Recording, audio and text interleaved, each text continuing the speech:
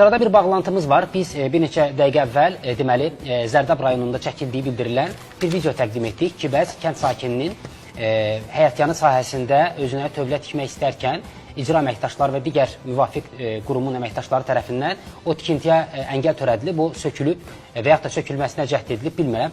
Biz bunu iddia şəklində təqdim etdik, çünki bilmirik, videonun əsl astarı nədir bilmirik.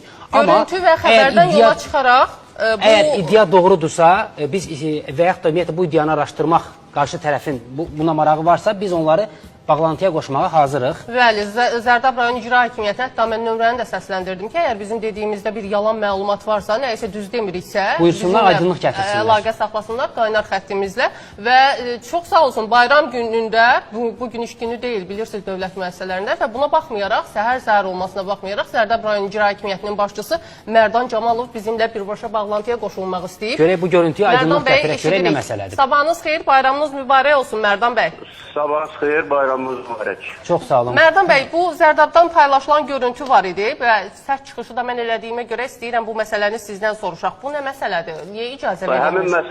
İlk olaraq öncə bildirirəm ki, həmin məsələ ilə bağlı dünən icra hakimiyyətinin rəsmi saytında ətraflı məlumat verilib. Ondan bu əlaqə Fövqəladə Hallar Nazirliyinin saytında və Qafqaz Infoda rəsmi qaydada məlumat yayılıb. Həmin qanunu, həmin tikili tövlə deyil, ticarət obyektidir. Həmin qadının adına heç bir obyekt yoxdur.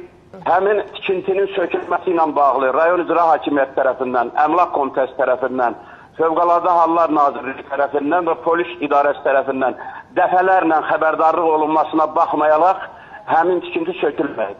Və sonda Fövqəladə Hallar Nazirliyinin çıxartdığı rəsmi qərara əsasən qanunsuz ticarət obyekti sökülməsinə qərar verilib. Mən xahiş edirəm televiziyada belə məlumatları işıqlandırarkən araşdırılmadan bu məsələlər səsləndirilməsin. Diqqətinizə görə təşəkkür edirəm. Mən təşəkkür edirəm. Ümumiyyətlə sizdən bir şey də soruşum. Fürsət bu fürsət. Bu kəndlərdə tövlə tikilərkən filan rəsmi icazə alınmalıdırmı? Heç bir icazə alınmır. Heç kim də tövlənin də tikilməsinə, tövlə tikilməsinə, başqa xırda obyektlərin tikilməsinə heç kim maneçilik törətmiş. Bu tikilinin ticarət obyekti olduğunu vətəndaş özü mü deyir, yoxsa siz mi bu qənaətə gəlmişsiniz? Xeyr, o tikiləndə dəfələrlə ona deyil, ondan özündən də soruşulub və dəfələrlə o məsələ araşdırılıb ki, bu nə məqsəd? Yolun kənarında, o onun həyətində deyil. Düz informasiya verilmir orada. O yolun kənarındadır. Özünə aid olan ərazidə də tikilmir heç.